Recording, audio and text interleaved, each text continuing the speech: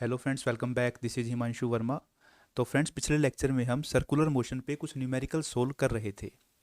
हमने पिछले लेक्चर में एंगल ऑफ बैंकिंग पे एक न्यूमेरिकल सोल्व किया था, जिसमें हमने यह देखा था कि अगर मान लीजिए फ्रिक्शनल फोर्स प्रेजेंट नहीं है तो एंगल ऑफ बैंकिंग कितना होना चाहिए एक सर्कुलर टर्न लेने के लिए। उसमें हमने एंगल ऑफ बैंकिंग को कैलकुलेट किया था, जिसमें हमने एक गाड़ी का एग्जाम्पल लिया था। तो इस गाड़ी के लिए अगर मान लीजिए यह लीनियर वेलोसिटी v से मूव कर रही है और इसका मास m है, तो जो एंगल ऑफ बैंकिंग वो हमने कैलकुलेट किया था, उसके लिए हमने इस प्रोसीजर को फॉलो किया था कि इस गाड़ी पे एक फोर्स है mg जो कि डाउनवर्ड एक्ट कर रहा है, और दूसरा फोर्स है नॉर्मल रिएक्शन जो कि perpendicular to the road act कर रही है। और फिर हमने कहा था अगर इस गाड़ी को टर्न लेना है तो इस गाड़ी पर एक सेंट्रीपिटल फोर्स की रिक्वायरमेंट है जो कि m v square upon r के इक्वल होना चाहिए। और उसके बाद हमने क्या किया था, यह जो रिक्वायर्ड सेंट्रीपिटल फोर्स है यह नॉर्मल रिएक्शन एन प्रोवाइड कर सकता है। तो हमने एन के दो कंपोनेंट लिए थे। एक कंपोनेंट एन कोस थीटा था जो कि परपेंडिकुलर मींस इस डायरेक्शन में था, एन कोस थीटा, और एक कंपोनेंट इस डायरेक्शन में था जो कि एन साइन थीटा था। और फिर हमने कह दिया था कि यह जो एन साइन थीटा कंपोनेंट है इस नॉर्मल रिएक्शन एन का, यह हमें ये रिक्वायर्ड सेंट्रीपिटल फोर्स प्रोवाइड कर सकता है। तो हमने दो इक्वेशन फॉर्म की थी, that is n sine theta is equal to m v square upon are.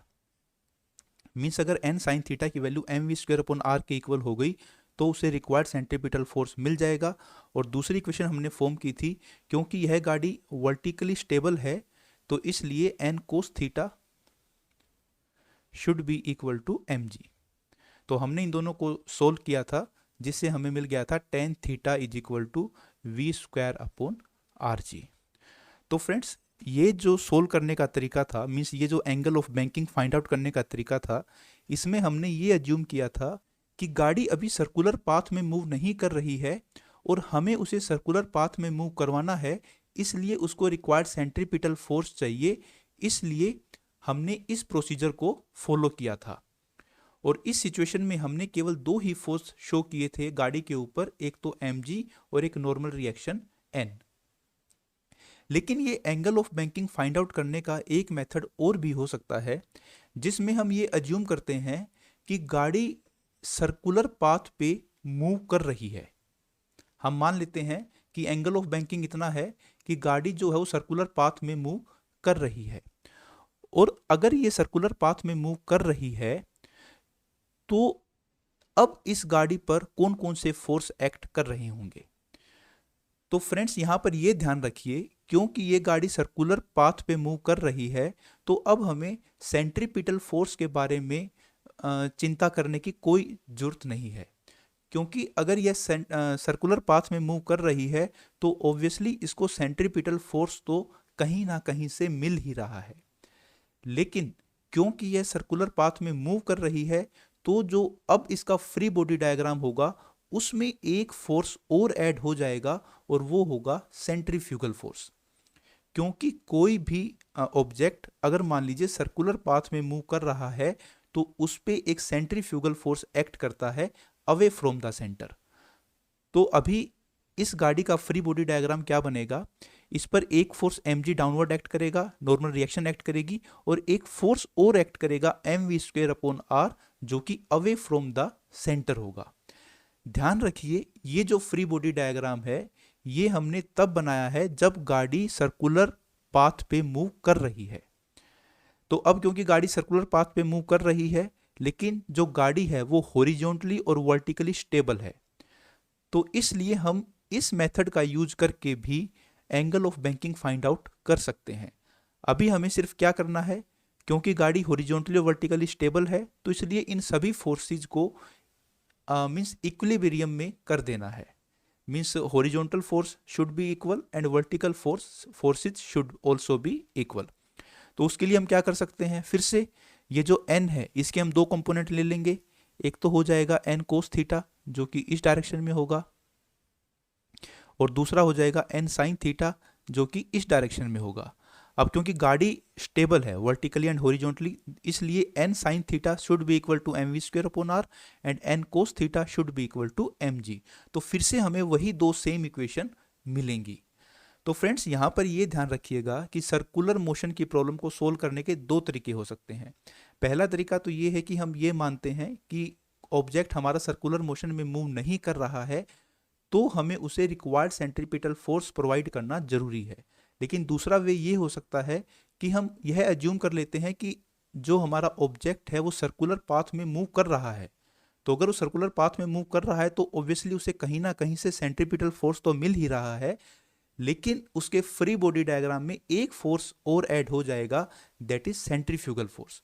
क्योंकि कोई भी ऑब्जेक्ट अगर मान लीजिए सर्कुलर पाथ में मूव कर रहा है तो उस पे एक सेंट्रीफ्यूगल फोर्स जरूर एक्ट करता है अवे फ्रॉम द सेंटर।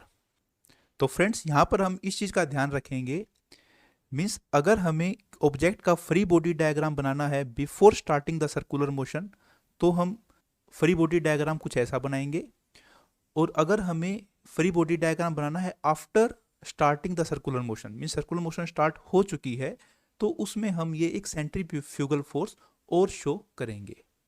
तो इसी चीज को समझने के लिए हम ये एक एग्जांपल लेते हैं जिसमें कुछ इस तरह का रोड है जो पहले स्ट्रेट है, फिर सर्कुलर है और फिर से स्ट्रेट है, और एक गाड़ी इस रोड पे मूव कर रही है। हमें यह बताना है कि डिफरेंट पोजीशंस पे यह रोड गाड़ी पे जो फोर्स एक्सर्ट करेगा उसकी वैल्यू क्या होगी। अब अगर हम इस फर्स्ट पोजीशन की बात करें तो इसमें जो गाड़ी का मास मान लीजिए m है, तो एक फोर्स ड्यू टू ग्रेविटी लगेगा, दैट इज mg, और एक कॉन्टैक्ट फोर्स इस पे रोड लगाएगा, that is n, and n is equal to mg। तो इस केस में रोड जो फोर्स एक्सर्ट करेगा गाड़ी पे उसकी वैल्यू होगी mg। अब अगर हम सेकंड पोजीशन की बात करें तो इस पोजीशन में गाड़ी की सर्कुलर मोशन स्टार्ट हो चुकी है, तो यह केस सर्कुलर मोशन स्टार्ट होने के बाद का केस है। तो इस केस में अगर हम गाड़ी का फ्री बॉडी डायग्राम बनाते हैं तो हमें गाड़ी पर एक centrifugal force away from the centre show करना होगा। इसलिए गाड़ी पे मेनली तीन फोर्स एक्ट करेंगे। पहला फोर्स mg जो कि डाउनवर्ड होगा ड्यू टू ग्रेविटी, दूसरा फोर्स नॉर्मल रिएक्शन होगी, और तीसरा फोर्स होगा mv square upon r away from the centre. तो फ्रेंड्स यहाँ यह बात ध्यान रखिए कि हमने ये centrifugal force mv square upon r इस गाड़ी पे अवे फ्रॉम द सेंटर क्यों लगाया है, क्योंकि हम मान चुके हैं कि यह सिचुएशन गाड़ी की सर्कुलर मोशन स्टार्ट होने के बाद की है। अब अगर हम इस बात को समझ चुके हैं तो अब नॉर्मल रिएक्शन फाइंड आउट करना बहुत ही इजी है, क्योंकि जो गाड़ी है वो इस डायरेक्शन में एकदम स्टेबल है, मीन्स गाड़ी की इस डायरेक्शन में कोई मूवमेंट नहीं है, इसलिए हम सभी फोर्सेस को इस डायरेक्शन में या इसके परपेंडिकुलर डायरेक्शन में ब्रेक कर लेंगे। तो यहाँ पर अब n और mv स्क्वायर अपॉन r तो ऑलरेडी इसी डायरेक्शन में है, हम mg को ब्रेक करते हैं इनकी डायरेक्शन में। उसके लिए हमें यह देखना होगा कि यह गाड़ी इस पोजीशन में हॉरिजॉन्टल के साथ कितना एंगल बनाती है। तो इस गाड़ी का हॉरिजॉन्टल के साथ एंगल कैसे निकाला जाएगा, यह गाड़ी इस टाइम पे जिस पोजीशन पे है वहाँ पर हम एक टेंजेंट ड्रॉ करेंगे, और वह टेंजेंट हॉरिजॉन्टल के साथ जो एंगल बनाएगा वही इस गाड़ी का एंगल होगा हॉरिजॉन्टल के साथ।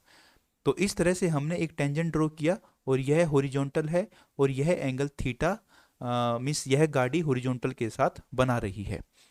तो अभी हम mg को ब्रेक कर सकते हैं। mg के दो कंपोनेंट होंगे, एक कंपोनेंट होगा इस डायरेक्शन में जिसकी वैल्यू होगी mg cos ऑफ थीटा, और एक कंपोनेंट होगा इस डायरेक्शन में जिसकी वैल्यू होगी mg sin ऑफ थीटा। तो फ्रेंड्स यहाँ पे हमें क्या पता चल रहा है, क्योंकि इस डायरेक्शन में जो गाड़ी है वो स्टेबल है, that's why n plus mv square upon r is equal to mg cos of theta. अब ये mg sin ऑफ थीटा जो इस तरफ एक्ट कर रहा है, यह फोर्स गाड़ी को लगाना होगा ऊपर चढ़ने के लिए, और यह फोर्स गाड़ी का इंजन लगाएगा mg sin of theta, so that this गाड़ी can ascend on this circular path. लेकिन हमें इस mg sin ऑफ थीटा से कोई लेना देना नहीं है, क्योंकि यह जस्ट इंजन लगाएगा, इंजन इस फोर्स को ओवरकम करेगा। हम सिर्फ क्या लिखेंगे, मीन्स इस डायरेक्शन में इक्वेशन को स्टेबल करेंगे, तो ये हमारा बन जाएगा n plus m v square upon r is equal to m g cos of theta, और यहाँ से n की वैल्यू आ जाएगी m g cos of theta minus m v square upon r. तो फ्रेंड्स अब अगर हम इस सिचुएशन को इस सिचुएशन से कंपेयर करें जहां पर n की वैल्यू mg आई थी, तो ऑब्वियसली इस टाइम पे मीन्स अगर मान लीजिए इस सिचुएशन को हम 1 बोलें और इस सिचुएशन को हम 2 बोलें, तो 2 सिचुएशन में जो नॉर्मल रिएक्शन है वो लेस देन है mg के। क्यों लेस देन है?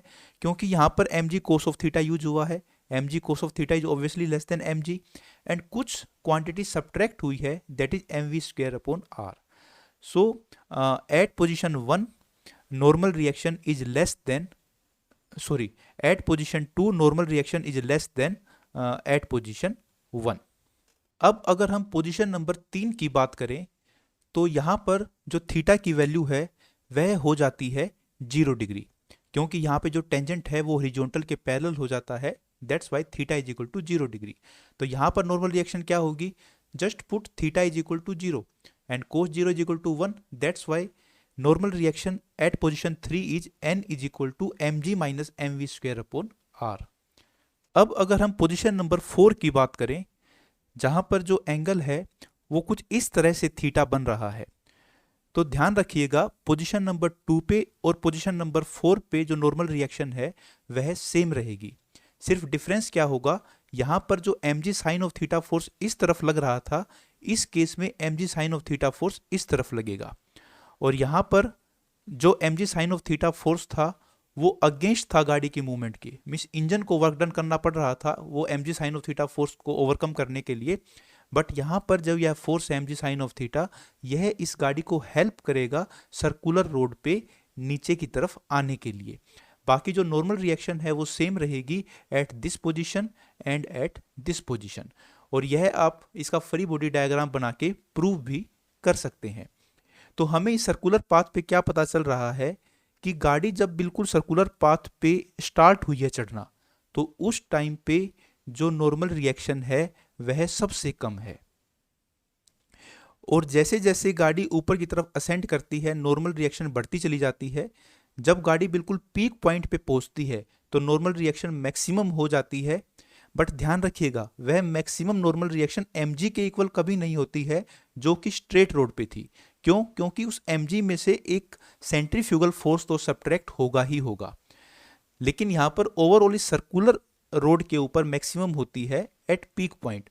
उसके बाद जैसे जैसे डिसेंड करती है गाड़ी, फिर से नॉर्मल रिएक्शन की वैल्यू कम होती चली जाती है और लोअर पॉइंट पे वैल्यू सबसे कम होती है। तो ध्यान रखिएगा हॉरिजॉन्टल रोड पे सबसे ज़्यादा means maximum that is mg, और सर्कुलर रोड पे जब स्टार्ट करती है तो सबसे कम, पीक पॉइंट पे सबसे ज़्यादा, और फिर से जब लोअर पॉइंट पे आ जाएगी सर्कुलर मोशन के तो सबसे कम, और हॉरिजॉन्टल पाथ पे सबसे ज़्यादा दैट इज mg। तो इसके बाद अगर अब हम रेडियस की बात करें, मीन्स जो सर्कुलर रोड का जो रेडियस है उसका क्या इफेक्ट पड़ेगा मीन्स नॉर्मल रिएक्शन पे, तो बिल्कुल सिंपल है। रेडियस अगर ज़्यादा होगी तो यह mv स्क्वायर अपॉन आर की वैल्यू कम होगी, और इट मीन्स नॉर्मल रिएक्शन ज़्यादा होगी। मीन्स अगर रेडियस ज़्यादा है तो नॉर्मल रिएक्शन भी ज़्यादा है, और रेडियस अगर कम है तो नॉर्मल रिएक्शन भी कम है। यही कारण है कि स्ट्रेट रोड पे नॉर्मल रिएक्शन सबसे ज़्यादा होती है, क्योंकि स्ट्रेट रोड की जो रेडियस होती है वह इनफाइनाइट होती है। तो ध्यान रखिएगा, if r is less then normal reaction is also less, if r is high then normal reaction is high. तो अगर कोई हमसे पूछता है कि नॉर्मल रिएक्शन इस रोड पे ज़्यादा होगी या इस रोड पे ज़्यादा होगी, तो नॉर्मल रिएक्शन, रेडियस किस में ज़्यादा है, रेडियस इस केस में ज़्यादा है, तो normal reaction will be high in this case and normal reaction will be low in this case.